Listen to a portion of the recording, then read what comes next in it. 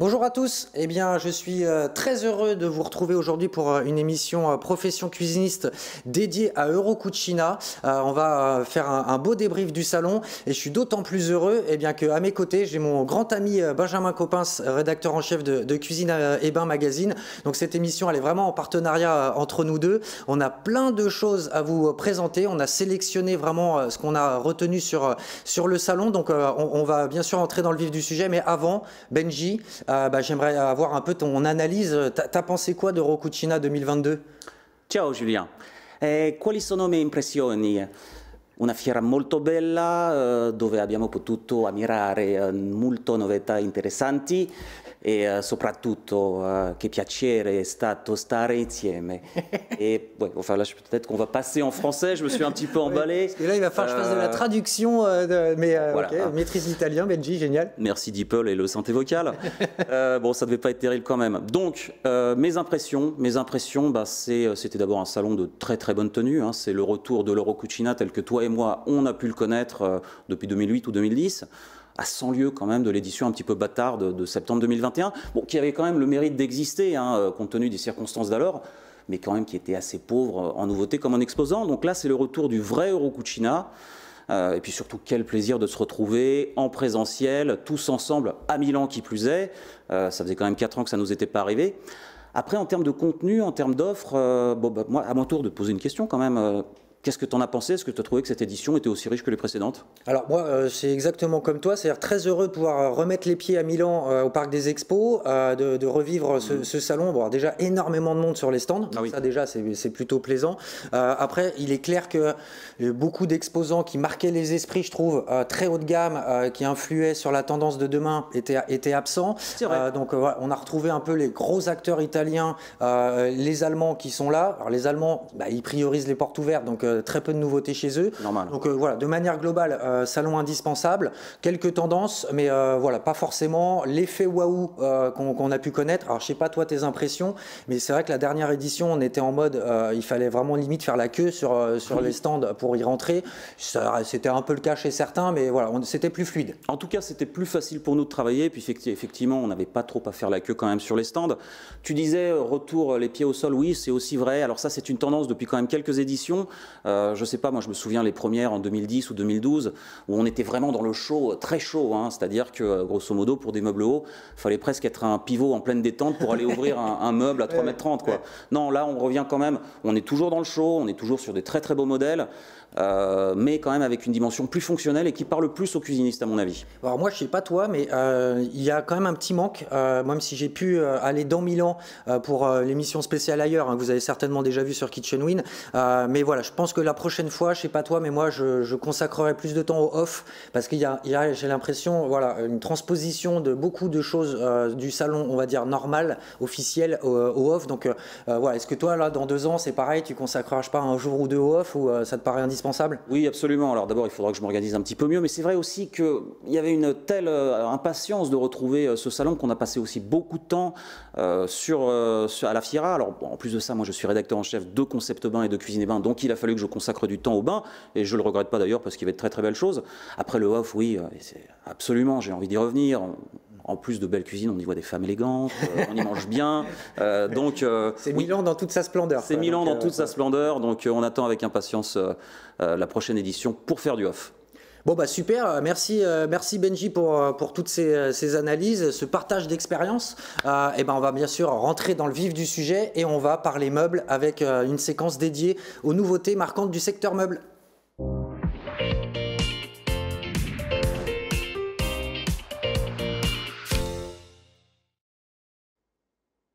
Alors on va revisiter le salon tous les deux, on va passer de stand en stand, Benji. On a sélectionné des nouveautés marquantes. Alors tu vas démarrer avec ce qui est peut-être l'une des nouveautés qui a marqué les esprits chez Scavolini. Alors parle-nous de cette nouveauté chez Scavo, qu'est-ce qui t'a marqué? Oui, tu as raison, je pense que c'est une des nouveautés phares du salon, hein. C'est la cuisine Geometrica, signée par Luca Nichetto pour Scavolini. Alors une cuisine de designer, là on est bien dans l'ADN de la marque, hein, qui par le passé a collaboré avec des noms aussi prestigieux que Oraito ou encore Studio Nendo. Alors quant à la cuisine, on l'aime ou on l'aime pas. Elle est assez clivante. Moi, personnellement, j'adore, hein, avec ses portes à cadre de 29 mm très élégantes, ses profils en aluminium disponibles en 3 coloris, et puis cette poignée tubulaire avec le dessin qui vient un petit peu adoucir les lignes très géométriques de la cuisine. Voilà, donc une des nouveautés phares sur un stand qui en comptait beaucoup d'autres d'ailleurs. Oui, et d'ailleurs sur Geometrica, je vais juste ajouter qu'on le voit, on a une prolongation du living qui est intéressante, des équipements de crédence, donc c'est vrai, tu as raison, c'est vraiment un modèle à voir. Moi, chez Scavolini, j'ai aussi vraiment apprécié, alors c'était au fond à gauche, l'association de Libra et Lumina, qui étaient deux modèles qui se faisaient face, on le voit d'ailleurs à l'écran, et notamment en ce qui concerne Lumina, la finition des façades est fait parler et l'effet gaufré, qui était une des grandes tendances du salon, mais là, pas en bois. Tout à fait. Donc voilà, avec un effet très sympa, du dimensionnel de 75 cm. Là, on voit l'effet très sympa gaufré. Avec un coloris champagne, hein, je me souviens. Coloris champagne, c'est vraiment sympa. Ouais. La poignée qui est aussi en biseau. Et puis on passe chez Libra. Là aussi, on retrouve cet effet hyper tendance au niveau des gaufrages, sauf que c'était sur une façade vitrée. Et donc là, vraiment quelque chose de très original. Des lignes verticales, horizontales si on veut. Donc voilà, moi, c'est vrai que... Ils nous ont bien gâtés. Ouais, il y avait quand même beaucoup de choses à voir chez Scavo. Absolument, ils nous ont vraiment bien gâtés. On va rester aussi chez les Italiens et avec une cuisine plus liée à l'univers culinaire, en tout cas une association originale entre l'aspect culinaire et l'aspect cuisine, c'est chez Aran Cucine. Vas-y Benji. Oui, bah là encore chez Aran, pas mal de nouveautés hein, sur un stand assez spectaculaire. Moi j'ai retenu Cucinendo. Alors Cucinendo c'est un nom qui intègre eh bien, la cuisine et Do, D''O. Alors c'est un restaurant assez connu dans la province de Milan, je ne saurais plus te dire exactement où c'est, mais c'est tenu par le chef étoilé Davide Oldani qui donc a collaboré à la conception de ce projet. Alors moi je retiens surtout eh bien, le mariage très réussi entre les portes en bois sur les éléments bas, l'aluminium qui était donc sur ces structures en étagère sur le plan de travail qu'on peut voir à l'écran là actuellement, et puis aussi la laque grimate qui habillait les colonnes à portes escamotables et derrière lesquelles on retrouvait eh bien, des coulissants, de l'électroménager. Une surface très fonctionnelle également pour préparer les différents plats. Voilà, sans oublier cette table très amusante, tout en rond, tout au bout du plan de travail, comme en suspension sur ce dernier, et puis qui apporte une note de convivialité à un projet qui finalement est très ergonomique, très fonctionnel. C'est une cuisine de chef. Ouais, puis sur cette table qui était au fond, là, on retrouve un peu comme des fois au restaurant, une zone où on peut mettre les lunettes, on peut mettre des choses, voilà, un peu stocker des éléments qu'on utilise dans la vie, mais pas pour manger. Donc voilà, un modèle hyper intéressant. Alors écoute, Benji, chez Aran, dans le groupe Aran, il y a aussi Rastelli. Ah oui. Rastelli a aussi marqué les esprits avec donc un nouveau projet Bosco signé par Makio Atsuake. Atsuake, ouais. C'est lui qui avait fait la cuisine Sipario, il me semble. Voilà, donc voilà, souvent une signature de chez Aran. Et on se balade en design. Hein, et là, je trouve que ce modèle a vraiment marqué les esprits. Alors, on le voit là, bien évidemment. Cette façade qui va plus haut que le plan de travail pour créer la prise de main, créer un effet de relief hyper intéressant, les ouvertures, les jeux de modules, les lignes. Voilà. Moi vraiment celle-là j'ai été assez impressionné et c'était un plaisir de la découvrir sur le stand Aran, donc à retenir effectivement. Elle est très graphique. Ouais, hyper graphique. Ouais. De toute façon c'est un peu la signature de Atsuake dans ses propositions. Benjamin, on va vite, hein, mais c'est très bien parce que du coup il y a une forme de dynamisme dans l'émission. C'est tout nous, ça. Voilà, c'est tout nous. On passe de stand en stand en mode éclair. Donc ceux qui nous connaissent le savent. On n'est pas du genre à perdre notre temps. Ça dépote. Ça dépote. Donc Benji, on va aller chez un fabricant, un groupe que tu connais très bien, Cucine Lube. Et donc là, pareil, des belles nouveautés, un super beau stand où il y avait Lube, Créo, Cucine. Parle-nous de Lube. T'as retenu quoi chez Lube? Alors Lube, j'ai retenu la cuisine All Tray Design Collection. Alors pourquoi ce choix? Eh bien parce qu'elle mariait en fait des portes laquées avec des façades plaquées à lamelles en noyer finition canaletto rayé. Hein. Et je t'en ai parlé tout à l'heure, hein, parce que finalement ce bois cannelé, je crois c'était une très forte tendance à Eurocucina. On l'a vu chez pas mal de fabricants. Maintenant reste à savoir si ça séduira les consommateurs français dans les mois et les années à venir, mais moi j'y crois.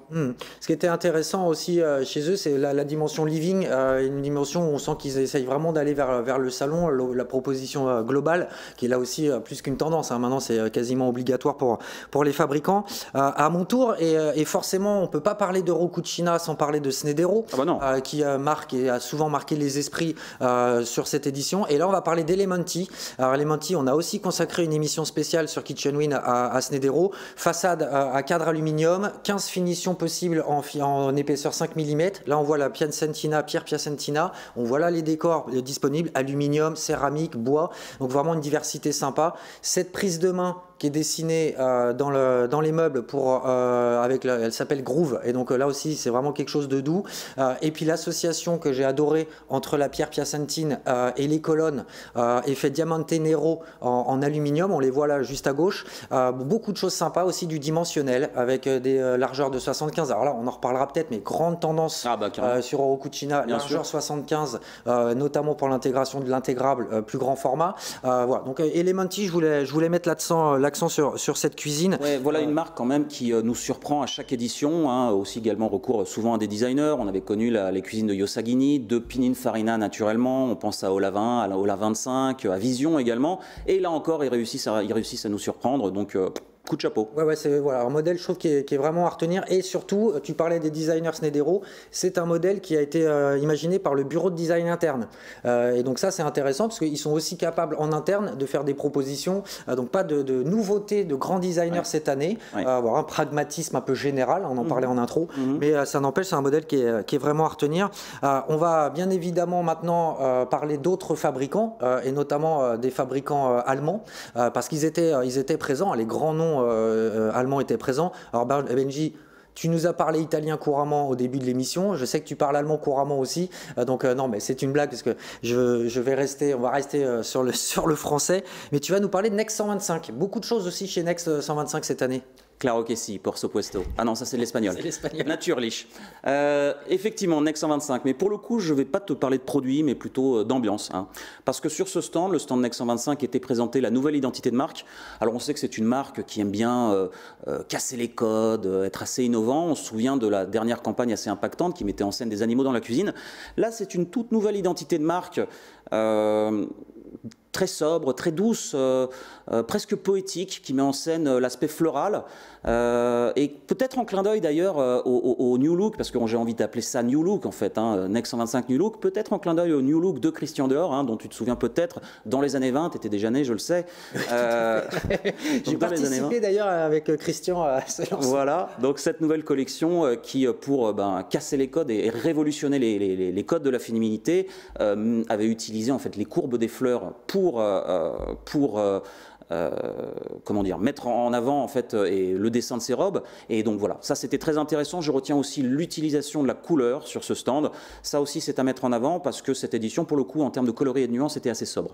Tout à fait. Donc des belles choses, un nouveau territoire de marque pour Next 125 qui s'illustrera aussi aux portes ouvertes allemandes en septembre, où Kitsch Halloween sera bien évidemment présent. Et bien maintenant, on va terminer notre tour d'horizon des nouveautés meubles avec un fabricant qui lui était, alors peut-être pas l'un des rares, mais en tout cas affirmé en termes de positionnement premium voire luxe, c'est Ernesto Meda. Et alors je sais pas ce que tu en as pensé, mais c'était le seul stand où vraiment là il y avait la queue et il a été très difficile d'y accéder. C'est vrai, mais c'est aussi pourquoi, parce que en fait c'était peut-être le seul représentant du luxe sur le salon, puisque d'autres marques, on pense à Bofi, on pense à Valcucine qui n'était pas de retour cette année, ces marques avaient privilégié le off. Ernesto Meda, et c'est tout à son honneur, était présent sur le salon. Ouais. Et là du coup on a fait ces images le soir très tard, puisque vraiment quelques minutes après le salon fermait. Beaucoup d'éléments à retenir, notamment cette table qui est exclusive, qui s'appelle Move On Plus, cette structure de porte escamotable, porte en papillon, je ne sais pas comment les appeler, qui est hyper sympa pour différencier les zones de fonction. J'ai aussi retenu le plan de travail Inalco. On voit ici notamment l'intégration du point d'eau, également de la cuisson, puisque là la cuisson est invisible, elle est juste à gauche, là on le voit, le système pour gérer la cuisson. Donc beaucoup d'éléments, des façades avec des finitions en 4 mm qui là aussi ont plein de décors, dont la céramique, donc c'est parfait pour notamment Decton Slim, qui aujourd'hui propose énormément de finitions comme ça. Donc voilà, un produit assez emblématique du salon, je trouve, avec des éléments qui marqueront les esprits. Sous ce plan coulissant, on l'a déjà vu, mais par contre d'intégrer en dessous une vraie zone de fonctionnalité, ça c'était assez original. Donc voilà, je souhaitais mettre l'accent sur Ernesto Meda. Un design Giuseppe Bavus. Et exactement, parce que j'ai oublié de mentionner le designer en italien. Italie, il y a souvent des designers derrière, derrière les réalisations et les signatures. Donc voilà, important. Benjamin, dernier fabricant qui me paraît essentiel de présenter, et bien en plus là aussi émission spéciale sur Kitchen si vous voulez plus de détails, c'est Stosa Cucine. Stosa Cucine qui est un fabricant important en Italie, et bien c'est Stosa beaucoup de monde et notamment Metropolis que j'ai vraiment découvert, et on retrouve à nouveau cet effet gaufré cannelé, on l'appelle comme on veut, associé à une façade à effet acier du dimensionnel de 75. On voit le réfrigérateur Whirlpool, le four Whirlpool en 75, donc vraiment une modularité très importante sur ce produit. Et également un peu plus loin sur le stand, l'association entre Newport et Color Trend. Là vraiment j'ai bien aimé ce côté intemporel, on associe des façades cadres avec un panneau en 25, avec un cadre en 25, une finition graphite et un ensemble de jeux de lignes vraiment hyper sympa. Donc je voulais remettre l'accent sur ces nouveautés Stosa Cucine. Écoute Benji, on a quand même pas mal fait le tour des nouveautés en meubles. On aurait aimé en dire plus quand même, parce qu'il y a d'autres coups de cœur, mais malheureusement on est tenu par le temps. On est un peu tenu par le temps, et puis on a aussi sélectionné ce qui vraiment nous a marqué, c'est le but de l'émission. Eh bien, Eurocucina, on associe le meuble, et on parle de meubles, c'est normal, mais on parle aussi beaucoup d'électroménager, qui a peut-être même pris une place encore plus importante cette année. On parle de FTK. Eh bien, on va tout de suite parler d'électroménager avec une séquence et notre sélection dédiée.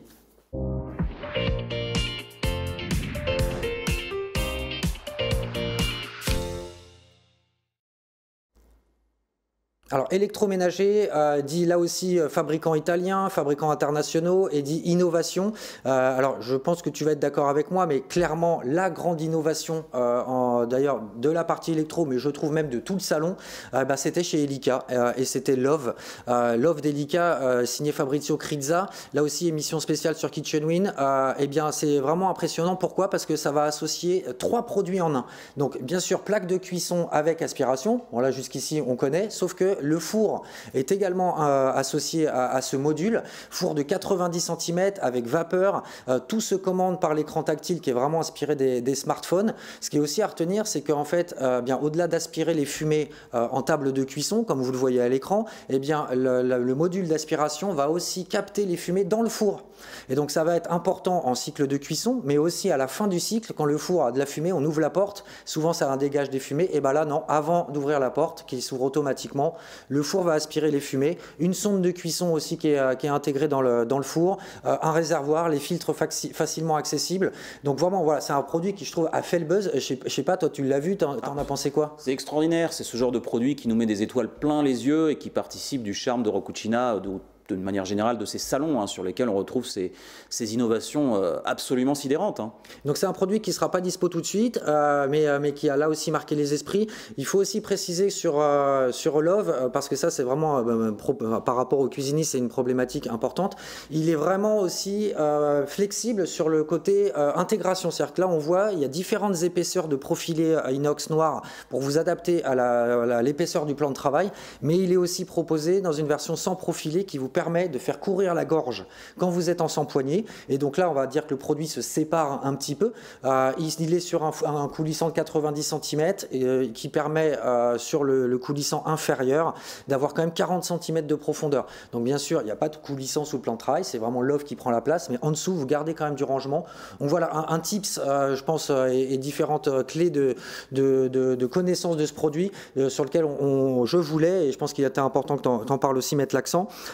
On va passer, Benji, sur un autre fabricant important à nos yeux, parce que voilà, on est allé ensemble à l'usine et il est vraiment, il se distingue, moi je trouve, sur le marché, c'est Vetzug. Et donc tu voulais nous parler de Vetzug, alors à toi la parole.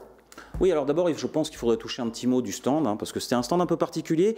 Il se trouve que Vetzug n'était pas avec les autres fabricants sur la zone FTK, c'était un stand un petit peu à part, dans un autre hall, si ma mémoire est bonne, qui mettait en avant la notion de circularité et de durabilité qui est chère à la marque, puisque comme tu viens de le dire, on a découvert cette marque ensemble chez Zug l'année dernière. Donc, en tout cas, on est allé à l'usine, on la connaissait avant, mais de voir l'usine, bien sûr, on a vu le lieu où sont fabriqués les produits, ça change tout. Et surtout, on a découvert cette dimension et cet intérêt qu'il portait à la durabilité, quoi. Donc un stand avec des très jolis jeux d'ombre et de lumière, beaucoup de bois présent, et puis cette envie de mettre en avant le fait que la vapeur, l'eau, qui sont les fondements de la technologie de Veezug, c'est aussi le fondement de la vie. Et sur ce stand, on a découvert des innovations, dont le combi vapeur en 90 cm. Là, c'est une véritable prouesse esthétique et technologique. Alors, j'en parle un petit peu sous ton contrôle, parce que tu as quand même été beaucoup plus voir les fabricants d'électroménagers. Tu les connais mieux que moi, mais bon, moi, ça m'a bluffé. Franchement, ce dimensionnel... Oui, alors déjà, le dimensionnel, on voit la qualité de la cavité, et puis surtout le fait qu'il vient compléter la gamme Excellence Line, qui voilà, se distingue vraiment par son Circle Slider, une manipulation très smartphone. On peut personnaliser l'écran, double écran tactile, ce bouton central. Donc on est vraiment dans le super premium. Donc voilà, une gamme Excellence Line qui se muscle, et un showroom Veezug Studio qui vient d'être inauguré à Paris. Donc là aussi, cuisiniste, ça peut être intéressant d'aller voir tout ça en vrai à Paris. Ils ont un lieu maintenant pour présenter tout ça. On va bien évidemment vite basculer chez un autre fabricant électroménager. Alors là, du coup, c'est ce que je vous disais, c'était dans Milan. On a vraiment eu le plaisir d'aller découvrir ce lieu au Super Studio, et la émission spéciale Kitchen Win d'ailleurs, qui est également en ligne, c'est chez Haier. Alors Haier, ça réunissait bien sûr les marques Haier, Candy, Hoover. Moi, je vais m'intéresser spécifiquement à Haier avec le Cube 90 série 9. Alors on le voit, un mastodonte, oui, porte-étendard au niveau froid chez Haier, de l'humidity zone, de la switch zone qui permet de passer du congélateur à réfrigérateur, un écran énorme pour contrôler, bien évidemment de la connectivité, le air surround dans l'intérieur pour une homogénéité d'utilisation, une caméra, voire plusieurs caméras qui vous permettent d'avoir plein de choses à l'usage. Donc ça, vraiment énormément un concentré de technologie. Et moi aussi, ce que j'ai beaucoup aimé sur ce modèle, c'est l'intelligence artificielle. Très vite, vous faites vos courses avec le téléphone connecté via l'application On. Le réfrigérateur sait que vous êtes en train de faire vos courses. Il va tout seul baisser la température intérieure de manière à ce que quand vous revenez, vous puissiez mettre facilement les produits et éviter, quand on laisse les portes très souvent ouvertes longtemps, ranger les courses, et bien là, il anticipe votre retour à la maison. Donc vraiment, voilà, un produit qui mérite le détour et sur lequel je voulais absolument mettre l'accent. On va revenir en Italie, Benji. Avec un fabricant italien qui est là aussi absolument indispensable et qui ne loupera pas, ne loupe jamais l'événement, c'est Smeg. Donc tu as plusieurs choses sympas à nous mettre en avant chez Smeg. Il y avait quoi? Alors chez Smeg, d'abord un petit mot du stand, parce qu'ils ne nous déçoivent jamais. Là on peut le voir à l'écran, toujours très pop, toujours beaucoup de monde. Là encore, ils ont réussi à faire le show. Beaucoup de nouveautés. Qu'est-ce que je retiens? D'abord la nouvelle finition, enfin la finition 2 linéa disponible dans le nouveau coloris Green Neptune, si je ne m'abuse. Très beau, ça, voilà.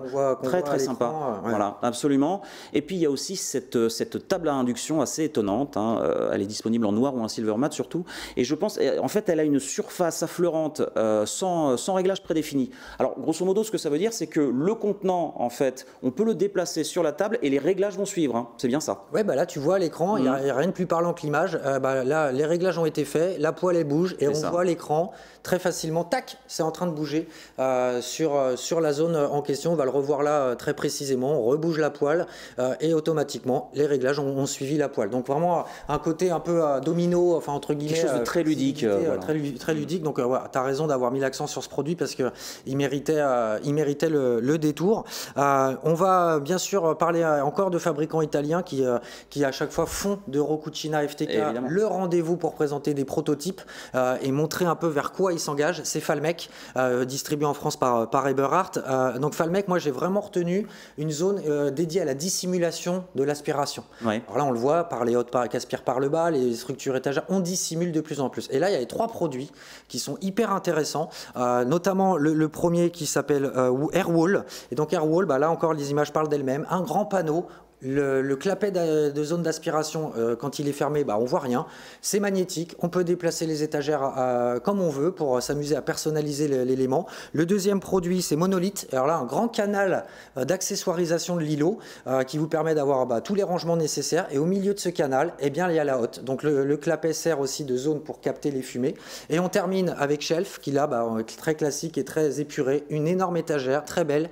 Et la hotte se glisse complètement dedans. On voit la finesse du moteur, parce que pour rentrer une hotte dans ce système-là, il faut quand même que l'ensemble soit fin. Absolument. Donc voilà, je voulais là aussi mettre l'accent sur ces nouveautés. Alors elles arriveront plus tard en disponibilité, mais Euro Cucina c'est aussi ça, c'est demain. Et là chez Falmec, franchement chapeau sur ces 3 nouveautés. Benji, alors je le sais, on a suffisamment passé de temps ensemble en voyage de presse et même dans notre vie privée en TBTH, en tout bien tout honneur, mais tu adores le vin. Oui. Et donc tu voulais nous parler d'un produit sympa chez Siemens. Alors ne les bruitez pas, hein, que j'aime le vin. Oui, absolument. Alors un fabricant allemand, mais pour, j'ai envie de dire, un art de vivre à la française, hein, c'est ce nouveau réfrigérateur multiporte XXL, IQ700 de Siemens, avec la cave à vin intégrée. Donc ça, franchement, c'est exceptionnel. Alors je crois qu'elle est intégrée entre la zone réfrigérateur et congélateur. Après, le compartiment dispose d'étagères en chêne, c'est très élégant. On peut avoir jusqu'à 17 bouteilles, une conservation optimale. Franchement, pour les épicuriens, moi, j'ai qu'une chose à dire, c'est batte. Ouais, bien sûr. Et puis en plus, ça permet clairement d'avoir une zone de conservation, enfin en tout cas de cave à vin, sans avoir à acheter un élément à part à l'intégrer dans la cuisine. Donc là, le côté tout en un est vraiment sympa. Donc ouais, je sais que sur le stand de Siemens, il a vraiment attiré les foules ce produit. Il était important d'en parler. Eh bien, Benjamin, écoute, on a fait le tour de pas mal de fabricants, mais moi, j'aimerais conclure avec un fabricant qui a aujourd'hui de grandes ambitions sur le canal cuisiniste, c'est Samsung, et notamment la gamme Bespoke, alors très punchy, très flashy, lifestyle, on peut personnaliser les panneaux. Là, la gamme Bespoke, eh bien, vous avez maintenant un four qui va reprendre la finition des réfrigérateurs, donc on peut vraiment jouer le côté coordonné. Elle va aussi plus loin que le côté cuisine, parce qu'il y a un aspirateur, il y a un lave-linge, voilà, la gamme Bespoke était sur Euro Cucina global. Et puis à l'intérieur du stand, enfin sur le superbe stand Samsung, moi j'ai aussi vraiment retenu un four, gamme de four qui s'élargit, avec notamment ce série 7. Donc il y a un peu le porte-étendard, le porte-drapeau de la gamme de four, avec du 100% vapeur, le réservoir et surtout cet accessoire avec cette cloche qui permet de cuire 100% vapeur de manière très efficace. Et on le voit, dual cook. On le sait, chez Samsung, ils ont cette spécificité d'avoir un compartimentage de la cavité pour cuire sur 2 niveaux différents, 2 plats différents. Et bien là, c'est nouveau. Vous pourrez cuire de la vapeur sur une partie et au-dessus en même temps, avec la chaleur traditionnelle, une pizza. Donc si vous ne faites que la cuisson vapeur, ça économise énormément d'énergie parce qu'il n'y a que la moitié de la cavité qui est utilisée. Et si vous avez besoin d'utiliser de la vapeur et du traditionnel, eh bien c'est parfait. Il y a aussi une caméra, il y a aussi de l'intelligence artificielle. Voilà, c'est un produit qui mériterait une émission spéciale limite, mais voilà, je trouve que chez Samsung, on commence vraiment à avoir des choses hyper attractives pour le cuisiniste. Donc là encore, je trouve qu'on a bien passé en revue les principales nouveautés. J'espère que tout ça vous a plu. Il est temps de conclure cette émission, mais bien sûr, Benjamin, tu me fais le plaisir vraiment d'être ici avec moi. Plaisir partagé. On va parler de Cuisine et Bain rapidement. Parle-nous de ton dernier numéro. Alors, il est en kiosque. N'hésitez pas à aller en kiosque pour vous le procurer. Et il parlait déjà d'Euro Cucina. Alors, il parlait d'Euro Cucina, oui. Alors, donc, il est effectivement en kiosque actuellement. On l'a sorti juste avant Euro Cucina. Un tirage qui frise l'indécence et qui pourrait bien ébranler la balance économique mondiale. Donc c'était effectivement ce plaisir de retrouver Euro Cucina. J'ai pas su résister à la tentation de mettre en avant notamment les cuisines italiennes de designers. Certains des modèles dont on a parlé aujourd'hui également, vous les retrouverez dans les pages du Cuisine et Bain magazine actuellement en kiosque. Et qui est en kiosque. Merci beaucoup Benjamin. On voit d'ailleurs sur cette couve que tu as déjà lancé ton apprentissage de l'italien dès la couverture, et donc ça s'est vérifié en introduction avec cet italien absolument incroyable. Benji, franchement, merci beaucoup. Merci à toi. On a passé un super moment ensemble. Je pense qu'on reproduira cette mécanique de débrief ensemble lors de grands événements auxquels on va tous les deux. Eh bien, il est temps pour moi de conclure cette émission et de vous dire à très vite sur Kitchen Win. Pourvu que ça dure.